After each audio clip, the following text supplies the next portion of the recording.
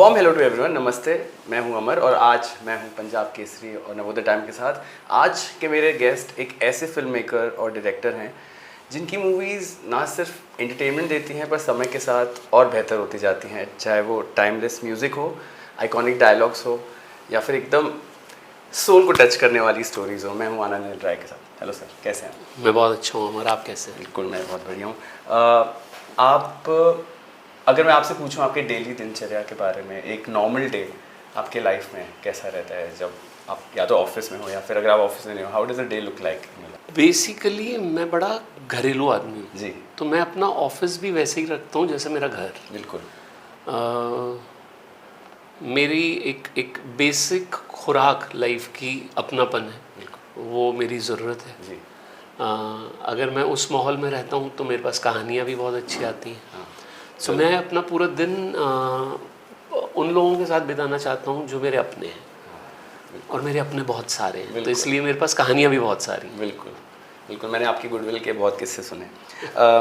आप बॉम्बे आए और आपने शुरुआत में अपने भाई को टेलीविज़न में असिस्ट किया, लेकिन उससे पहले आपने इंजीनियरिंग की है। जी, मैंने भी इंजीनियरिंग की है, पर मेरी लाइफ में एक स्विच आया कि मेरे को लगा कि मुझे ये नहीं करना। आपके लाइफ का वो स्विच, वो डिसाइडिंग मोमेंट, वो क्या था फेस कि आपको लगा मेरे को फिल्म्स में आना है, मेरे को इंजीनियरिंग नहीं फॉलो करना? तो इंजीनियरिंग भी मेरा ही फैसला था जी। मेरे फादर मुझे तब भी बोल रहे थे, तब मैं दिल्ली में था और अच्छी परसेंटेज आई हुई थी, तो मैंने कहा कि अरे दिल्ली यूनिवर्सिटी में तेरे को अच्छे से अच्छे कॉलेज में एडमिशन मिलेगी, अच्छी लाइफ काट, यहाँ पे अच्छा पढ़। पर मेरा ही मन था कि मुझे इंजीनियरिंग करनी है और मेरे को दिल्ली कॉलेज ऑफ इंजीनियरिंग में एडमिशन नहीं मिल रहा। ओके। मुझे एडमिशन मिला औरंगाबाद में। जी, और तो मैं वहाँ गया और मेरा खुद का बड़ा मन था कि मैं कंप्यूटर इंजीनियरिंग करूँगा और आगे एक नई दुनिया, एक हर बार नई चीज़ डिस्कवर करूँगा अपनी लाइफ में और काम में। बट बाय द टाइम मैं वो कंप्लीट कर रहा था, मुझे ये लगा कि ये मेरी कॉलिंग है नहीं, जैसा मुझे लगा। एकेडमिकली एकदम मैं अच्छा था, बिल्कुल। मैं हमेशा से बड़ा डिसेंट अच्छा स्टूडेंट रहा हूँ, पढ़ने में ध्यान रहा है। और बट हाँ, ये बात समझ में आ गई थी कि ये कहीं ना कहीं ये मेरी फील्ड नहीं होगी। करेक्ट। और ब्रदर तब यहाँ थे, टेलीविज़न कर रहे थे, और मुझे ये लगा कि मुझे कहानियों में रुचि है, मुझे मज़ा आता है। बिल्कुल। तो मैं यहाँ आ गया और अपनी ज़िंदगी शुरू की, और मुझे जैसे ही चीज़ें शुरू हुई मुझे समझ में आ गया कि यहाँ पे मेरे लिए कुछ है। आपको एक भनक सी आ जाती है ना कि आपको खुद आपकी एनर्जी लेवल्स बदल जाते हैं, आपके खुद का एक टेम्परामेंट स्विच होता है जी। तो वो मुझे समझ में आ गया था कि अच्छा बुरा कम ज़्यादा यहीं पे ही कर लूँ, वो समझ आता है कि मैं ये चीज़ ज़िंदगी भर कर सकता हूँ। हाँ बिल्कुल।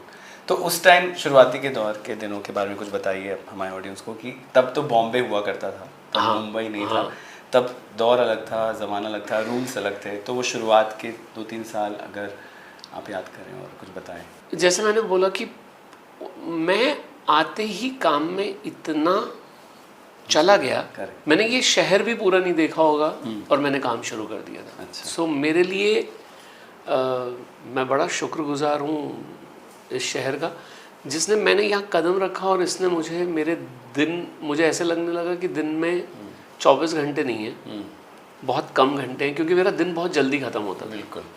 और मुझे मज़ा आता था जी। मैं शूट पे भी होता था, मैं शूट के बाद एडिट पे भी होता था जी। बहुत कम टाइम के लिए सोता था और फिर से शूट पे होता था। और फिर अगर कोई और कहानी पे बात चल रही होती थी तो उसका भी हिस्सा बनता था। फिर अगर किसी नए शो के लिए रेकी पे जाना था तो भाग जाता था। बिल्कुल। तो मेरी लाइफ ना, काम जो होता है वो मेरा वैसा हो गया जैसे एक आपका एक लव अफेयर होता है ना, तो मेरा काम के साथ मेरा लव अफेयर शुरू हो गया और मैं वो एंजॉय करने लगा। बिल्कुल ऑसम। वो सक्सेसफुल रहा आपका लव अफेयर। तो फिर आपने अपना प्रोडक्शन हाउस खोला, कलर येलो प्रोडक्शंस, और सारी मूवीज़ आपकी प्रोडक्शन हाउस की सारी मूवीज़ मैंने एक चीज़ कॉमन देखी है कि वो कंटेंट रिच तो होती हैं पर साथ ही साथ वो ब्लॉकबस्टर्स भी बनती हैं, वो कमर्शियली भी आपको एक अच्छा रिटर्न देती हैं। और सारी मूवीज़ पैन इंडिया, तो ये सब टर्म्स बाद में आए हैं, लेकिन वो मूवी ऐसी है कि सबने देखी है और फैमिली वॉचिंग एक्सपीरियंस होता है। तो एज अ फिल्म मेकर जब आप कोई फिल्म या तो प्रोड्यूस करते हो या डायरेक्ट करते हो तो आपके नेगोशिएबल्स या नॉन नेगोशिएबल्स क्या रहते हैं कि अगर ये है तो आई एम आउट? बहुत सिंपल है जी। अमर, कोई बहुत कॉम्प्लिकेटेड वो नहीं है। एक मैं अपनी कहानियों को ऑडियंस के पास लेके पहुंचना चाहता हूँ। मैं कोशिश करता हूँ कि जब मैं कोई कहानी सुनता हूँ, चाहे वो मुझे डायरेक्ट करनी है या मुझे प्रोड्यूस करनी है, मैं जितना अपने अंदर का ऑडियंस वो ऑब्जेक्टिविटी ज़िंदा रख सकूं कि यार ये कहानी बना के मुझे जितना मज़ा आएगा उतना ही ऑडियंस को देख के भी आएगा, और ये फॉर्मेट में न डालते हुए। सो जब पूरी एक्सरसाइज ये होती है कि अरे यही चलता है, यही बनाना है, वो थ्योरी नहीं है। वो नहीं है। वो थ्योरी है कि महसूस हो रही है, अगर मुझे महसूस हो रही है तो ऑडियंस को भी होगी। सो मुझे कहीं ना कहीं खुद को उस ऑडियंस के सिंक में रहना। कई बार फिल्म मेकर्स की लाइफ में ये चीज़ हो जाती है कि वो बहुत सारी चीज़ें कर रहे होते हैं और वो इवॉल्व होते हैं। मेरा ये सोचना है कि मेरा इवॉल्व होना, it should be in sync with the audience. अगर मैं इवॉल्व हो रहा हूँ तो मेरी कहानी की जरिए मेरी ऑडियंस इवॉल्व हो, या अगर मेरी ऑडियंस इवॉल्व हो रही है तो उनको जहन में रखते हुए मुझे भी इवॉल्व, बिल्कुल, जो ट्रेंड्स के साथ साथ जो होता है। तो मेरे लिए कभी भी कहानियों का तय करना, जैसे मैं हमेशा बोलता हूँ कि मैं कहानी, मैं आज तक कभी ये नहीं बोलोगे इस प्रोजेक्ट में, बिल्कुल, क्योंकि वो मेरे लिए प्रोजेक्ट नहीं होता। जी बिल्कुल। तो कहानी बोलता हूँ तो मुझे महसूस होता है, हाँ। प्रोजेक्ट बोलता हूँ तो पराया लगता है। जी। तो मैं कभी भी किसी कहानी पे जब काम कर रहा होता हूँ तो मेरे मन में यही होता है कि यार जितना बनाने में मुझे मज़ा आ रहा है उतना ही ऑडियंस को आएगा। बिल्कुल। ये तब सिंक होता है जब आपके अंदर वो प्योरिटी हो। हाँ, वो ऑनेस्टी बहुत ज़रूरी है। वो ऑनेस्टी हो। अब मैं अपने बारे में नहीं बोल पाऊंगा ये बात, बट ये कोशिश हमेशा रहती है हर फिल्म के बाद, उसके चलने या ना चलने पे, कि मैं अपने बेसिक्स क्लियर रखूं और क्लीन रखूं। ना मेरे उस चीज़ को कोई सक्सेस अफेक्ट करे, ना उस चीज़ को कोई फेलियर अफेक्ट करे। बिल्कुल। तो ये जर्नी खूबसूरत रहेगी। अदरवाइज ये सारे पैरामीटर्स ना आपको कहानी सुनाने में अड़चन ही पैदा कर सकते हैं, सक्सेस भी और फेलियर भी। बिल्कुल, आप जितने फिर पैरामीटर्स और लोगे और उसको जितना आप वो कर दोगे कि अरे ये चीज़ तो ट्रांजैक्शनल है, तो फिर आप शायद वो चीज़ नहीं बना पाओगे। अभी जैसे कोविड के बाद मैंने देखा कि हमारी इंडियन ऑडियंस बहुत एक्सपोज हो गई एक पूरे वर्ल्ड के सिनेमा से। जैसे मेरी मम्मी भी देख रही थी मेरे साथ, मेरे पापा भी देख रहे थे, और उसके बाद OTT में बिल्कुल ऐसा आ गया कि इतनी बड़ी बड़ी चीज़ें प्रोजेक्ट होके या प्लान होके आती हैं। आप कभी ऐसे सोचते हो कि OTT में आप एक वेब सीरीज जो एकदम होलसम होती है ना, जिनमें घरों की कहानियाँ हैं, तो आप सोच रहे हैं कि कलर येलो से कुछ ऐसा? मैं बहुत टाइम से काम कर रहा हूँ और मेरा ये मानना है कि ये दो अलग मीडियम हैं। जी। सिनेमा एक अलग मीडियम है, OTT एक अलग मीडियम है। जी। सिर्फ कॉमन फैक्टर ये है कि दोनों को अच्छी कहानियाँ चाहिए, बिल्कुल। पर दोनों की लिखावट, दोनों का एक प्रेजेंटेशन अलग है, पैकेजिंग अलग है। इमोशन को जिस तरीके से परोसा जाता है ऑडियंस को, वो थोड़ा सा अलग है। मेनली लिखावट, बिल्कुल, मेनली उसका अगर मैं टेक्निकल वर्ड बोलूँ तो उसका स्क्रीन प्ले। बिल्कुल। तो वो क्योंकि मैं फिल्म्स काफ़ी टाइम से कर रहा हूँ तो एक लैंग्वेज का आदी आप हो जाते हैं। OTT की एक अलग लैंग्वेज, और मैंने कभी ये नहीं माना कि अच्छा ये फिल्म अगर वहाँ नहीं बन रही है तो इसको यहाँ बना देते हैं। ये कहानी अगर फिल्म में मुझे नहीं, तो इसकी एक सीरीज बना, ऐसा नहीं हो सकता। ऐसा नहीं होना चाहिए, करेक्ट। गलत होगा ये। एक स्पेसिफिक कहानी होती है जिसकी एक सीरीज बनती है, जिसको एक तरीके से लिखा जाता है, वो एक अब उसको करने में मेरे को कुछ साल लग गए ताकि मुझे खुद को ये विश्वास आ जाए कि मेरी तैयारी पूरी है। जी। उस तैयारी पूरी का मतलब सिर्फ ये नहीं है कि अच्छा वो चल जाएगी, बात ये है कि मैं अपना 100% दे पाऊंगा। बिल्कुल। तो अब जाके कहीं वो ऐसा महसूस हुआ एक कहानी में, और वो कहानी शायद आप अगले साल आपको एक OTT प्लेटफॉर्म पे दिख जाएगी। Awesome. बट हाँ, वो है उसी दुनिया। अब मेरा ये था कि जिस दुनिया में हम लोग ऑपरेट करते हैं जी, उसी दुनिया की कहानी को जो OTT फ्रेंडली हो, उसकी लिखावट उस तरीके की हो कि मेरी ऑडियंस को घर बैठ के वो 8 एपिसोड, 7 एपिसोड, 6 एपिसोड में मज़ा आए। जी। उसकी एक सर्टन तरह की लिखावट है, अगर वो मैं करेक्ट कर पाए, I think we will be delivering a good series also. Looking forward, और वॉचिंग एक्सपीरियंस फैमिली के साथ बहुत एलिवेट होता है। जी। अभी आ रही है आपकी प्रोडक्शन में अगली फिल्म फिर आई हसीन दिलरुबा। मैंने देखी थी लॉकडाउन में और मुझे बहुत अच्छी लगी थी, क्योंकि पल्पी थ्रिलर्स है ही नहीं, और अपने इंडियन साहित्य से इंस्पायर्ड ऐसे नॉवेल से है ही नहीं। तो अगर मैं आपसे पूछूं बैक इन टाइम, उसका आइडिएशन कैसे स्टार्ट हुआ था और कास्टिंग प्रोसेस, और अगर आप भी बता पाएं कि आपके फेवरेट, आप कौन सा साहित्य बहुत पढ़ते हैं, आपके पसंदीदा लेखक? तो मैं बेसिकली जब ये कहानी की बात हुई और मुझे ये कनिका ने ये कहानी बताई थी, ये मनमर्जियाँ के बाद बताई थी इन्होंने, मुझे तब ही सुनते हुए ये लगा था कि ये अगर इसको करेक्ट तरीके से बनाया जाए तो ये बहुत टाइम से ये वैक्यूम है। हम लोगों ने हिंदी पल्प को वो अहमियत, अगर और आप एकदम नॉस्टैल्जिक फेज में जाते हैं कि क्या हमें, जब मैं ट्रेन में ट्रेवल करता था तो एक बोगी में 5-6 लोग मुझे ये एक हिंदी नॉवल पढ़ते हुए दिख जाते थे जो उन्होंने स्टेशन से ही लिया होता है। एक्सचेंज भी करते थे। तो मुझे ये लगा कि ये कहीं ना कहीं एक बेसिक हिंदुस्तानी के डीएनए में है। एक हिंदी पल्प वाली कहानी। तो और ये फीलिंग आ रही थी कि इसको एक फिल्म के रूप में, उस कहानी के रूप में नहीं दिखाया गया।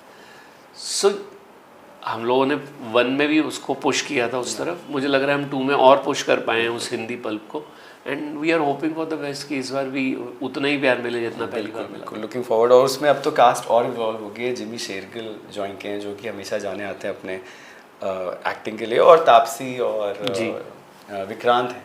तो सभी देखा जाए, आप भी, और ये सब आउटसाइडर बाहर की दुनिया से आए और यहाँ पे अपना इतना अच्छा आपने अपना करियर राइज किया। आप इनके साथ अपने एसोसिएशन के बारे में अगर कुछ बता पाएँ। ये बहुत अच्छा पॉइंट आउट किया। मैंने कभी इस तरीके से देखा नहीं जी।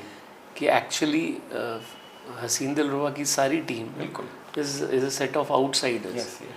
बट हाँ, कहीं ना कहीं हमें इतना प्यार यहाँ से मिल चुका है कि अब मैं ये नहीं बोलता कि मैं आउटसाइडर हूँ। बट हाँ, पर हाँ, ये सब अपनी अपनी एक पहचान लेके आए हैं यहाँ। इन सब के पास एक वजह है यहाँ रहने की। बिल्कुल। एंड इनके साथ काम करके बिल्कुल बहुत मज़ा आता है। उसका रीज़न ये है कि ये अपनी बात कहने से नहीं डरते हैं। बिल्कुल एक निडरता है। क्यों? और ये वाला पॉइंट जो आपने बताया कि आउटसाइडर, तो दैट मीन्स जब वो यहाँ आए थे तभी अपने पाँव पे खुद खड़े होने की उनमें क्षमता थी, हिम्मत थी। बिल्कुल। और वो हिम्मत आज भी उनके काम में, उनके फैसलों में दिखती है। तो I think it's a great team to make a film like फिर हसीन दिलरुबा। डेफिनेटली बहुत बातें होती हैं इनसाइड आउटसाइड की, पर मुझे लगता है जब आर्टिस्ट ऐसे हैं तो बहुत आप ब्यूटीफुली कोएग्जिस्ट भी कर सकते हैं। बिल्कुल। मुझे ये भी पूछना था, अब आपकी नेक्स्ट प्रोडक्शन है जिसमें आप 2 नए एक्टर्स को भी ला रहे हैं जी। अंश दुग्गल हैं उसमें जी, और जी। तो मैं ये पूछना चाहता, कलर येलो प्रोडक्शंस में आपकी एक डेडिकेटेड टीम है जो ऐसे न्यू फेसेस को सोर्स करती है? एक्चुअली है भी और नहीं भी जी। जैसे मैंने बताया कि ये प्रोडक्शन हाउस भी फंक्शन फैमिली की तरह ही करते हैं। बिल्कुल, वो दिखा मुझे आज। तो ये कभी भी किसी का कोई एक ऐसा काम नहीं है कि वो यही करेगा और कुछ नहीं करेगा। हाँ। तो हम सब मिलके सब कर रहे होते हैं। बिल्कुल एक पॉइंट पे ये फैसला किया गया कि it's time to introduce new people जी। और ये कोशिश हमेशा रहती है, वो चाहे हम कोई भी फिल्म बना रहे हो, कि हम एक जेन्युइन कास्टिंग करें। वो चाहे जब हम खुद स्ट्रगल कर रहे थे और हमें तनु एड्स बनू बनानी थी तब भी, वो चाहे आज फिर आई हसीन दिलरुबा आ रही है तब भी, बिल्कुल उसकी कास्टिंग जेन्युइन हो। वो सिर्फ एक सेटअप ना लगे, वो कहानी लगे। ऑडियंस तो मिलती है तो ट्रेलर सबसे पहले तो कास्ट से ही एक रिलेशन बनता है। कई बार आप कुछ एक्टर्स को सिर्फ इसलिए साइन करना चाहते हैं और अपने साथ काम कराना चाहते हैं कि यार एक उनकी लाइकिंग है। बिल्कुल। हर कहानी का एक अपना बजट होता है, उसको जस्टिफाई करने के लिए एक्टर्स होते हैं। बट फिर भी एक चीज़ ये होती है कि नहीं यार, ये कहानी को पैसे शायद 2 कम मिल जाएं, पर बनना ये इन्हीं एक्टर्स के साथ चाहिए। ये वाला जो फैसला है ये इम्पोर्टेंट हो जाता है। सो जब न्यू कमर्स की भी बात आई, डेफिनेटली हम लोग एक बिग बजट फिल्म शायद ना कर पाएँ, बट एक अच्छी कहानी हम न्यू कमर्स के और साथ क्या? सुना पाएंगे, क्योंकि वो कहानी ही न्यू कमर्स मांग रही है। बिल्कुल बिल्कुल। तो अब ये वाला जो फैसला है, एक ये वाली कोशिश कि साल में एक ऐसी कहानी जी जिसमें हम न्यू कमर्स ले सकें, उसका भी चुनाव होता रहना चाहिए। डेफिनेटली। नखरे वाले के बारे में अगर आप कुछ हमें बता पाएँ हमारी ऑडियंस को कि उसका जॉनर क्या है, उसका म्यूज़िक पैरामीटर क्या है? सी इट्स उसकी पहली रिक्वायरमेंट ये थी कि जो कैरेक्टर्स हैं दे आर वेरी यंग, या वेरी टुडेज, बिल्कुल। और Gen Z इट्स हाँ, जो जेनजी तो मेरे लिए भी बहुत इम्पोर्टेंट था, जी। क्योंकि मेरे लिए भी इनको समझूंगा तो इनकी ऑडियंस को भी समझूंगा। जी। तो ये फैसला सिर्फ इसलिए नहीं है कि वो हम 2 एक्टर लॉन्च कर रहे हैं, ये फैसला इसलिए भी है कि हम भी री इन्वेंट करें खुद को कहीं। बिल्कुल। तो है एक खूबसूरत सी रोम कॉम है, बहुत अच्छी दुनिया है, कोई अच्छी सी बात बोली जा रही है इसके अंदर, और जो एक कोशिश होती है हमारी हर कहानी में, जो मैं कई बार बोलता भी हूँ कि मौज आनी चाहिए, ऑडियंस को मौज आनी चाहिए। आप कुछ भी बनाए, एंटरटेनमेंट बहुत ज़रूरी है, और फिर आप अपनी बात भी रख पाएँ। तो नखरे वाली में वो सारी चीज़ें हैं, और मुझे लग रहा है कि it's a great attempt with these 2 young kids. Okay, all the best for that. Now इस बारे में तो मुझे पूछना ही पड़ेगा, I have to ask about your next directorial. सब एवरीवन इज लुकिंग फॉरवर्ड और कहते हैं गुड थिंग्स टेक टाइम। हाँ, क्योंकि जब मूवी आई थी किसी ने उस टाइम सोचा नहीं था कि इसकी कभी सीक्वल आएगी। अभी है वो सारी चीज़ें कि अरे एंड में एक पॉइंट डाल देते हैं कि अच्छा अब सीक्वल आएगा, वो प्लग इन हो जाता है। हाँ। उस मूवी में ऐसा कुछ नहीं था। और अब हम लोग ने टीज़र देखा तेरे इश्क में का, और धनुष है उसमें। तो मुझे आप बताइए कि कहाँ तक पहुँच गई है, स्टेटस क्या है मूवी की, और कितने स्केड्यूल्स हो चुके हैं? तो लिखाई पे काम चल रहा था, हिमांशु लिख रहे हैं जी। अब हम तैयार हैं। हम लोग नवंबर इस साल के अंत में हम लोग फ्लोर पे होंगे, अगले साल के अंत में आपके सामने होंगे। अरे और मूवी का म्यूजिक कौन दे रहा है? रहमान जी? रहमान जी, अरे वाह, वो ही हैं।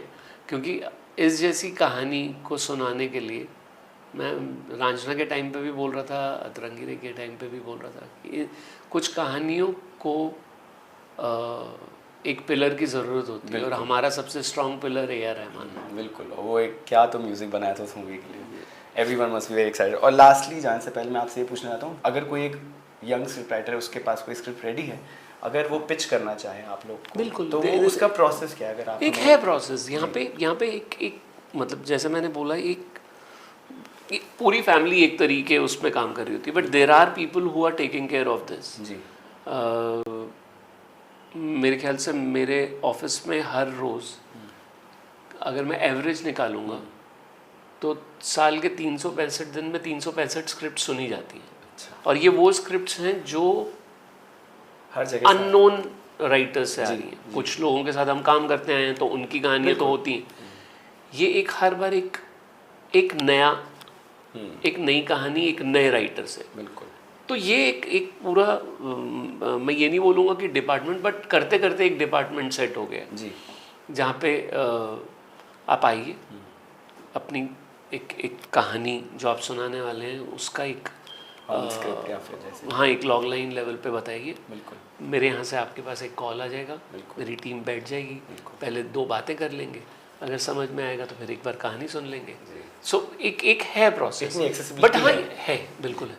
बट मैं ये भी मान सकता हूँ कि जब मैं बोल रहा हूँ कि रोज़ एक कहानी, बट इस शहर में बहुत सारे अच्छे राइटर्स हैं, तो मैं इतना करने के बाद भी कम पढ़ सकते हैं। मतलब ऐसा नहीं है कि रोज़ एक कहानी सुनने पे चीज़ें आसान हो जाएंगी, आगे जाएंगी। It is tough for writers to get in और for directors to get in their first film, it is tough, but then वो स्ट्रगल हम सबकी रही है। हर मतलब में हो तो। हाँ, मतलब मुझे अच्छी तरह याद है जब मैं भी अपनी पहली फिल्म बनाने उतर रहा था तो एक आप भी अलग स्ट्रगल थी। और जब स्पेशली हम जब तनुवेट्स बनाना चाह रहे थे और हमें लग रहा था हमारे पास बहुत अच्छी स्क्रिप्ट है जी, तो कुछ नहीं तो हम लोगों ने 100 छोटे से बड़े प्रोड्यूसर्स को कहानी सुनाई होगी। ओके। तो हिमांशु मुझे हंसते हुए बोलते थे तब कि अगर मैं एक नरेशन का 500 ले लूँ तो एक नैनो तो आ जाएगी मेरी। बिल्कुल। तो वो वाली स्ट्रगल हर किसी की रही है। बट हाँ, हम अपनी तरफ से बिकॉज हमें वो स्ट्रगल पता है, हम अपनी कोशिश करते हैं कि वो जितना मिनिमाइज कर सकें, जितना हम मिल सके नई राइटर्स से उतना अच्छा। आई होप सारे बडिंग राइटर्स सुन रहे हों और उनकी स्क्रिप्ट्स आप तक पहुँचे। धन्यवाद आपके टाइम का, मुझे बहुत अच्छा लगा आपसे बात करके। मुझे भी। और अगली मूवी के रिलीज पे फिर से मिलते हैं। Sure, thank you so much, thank you.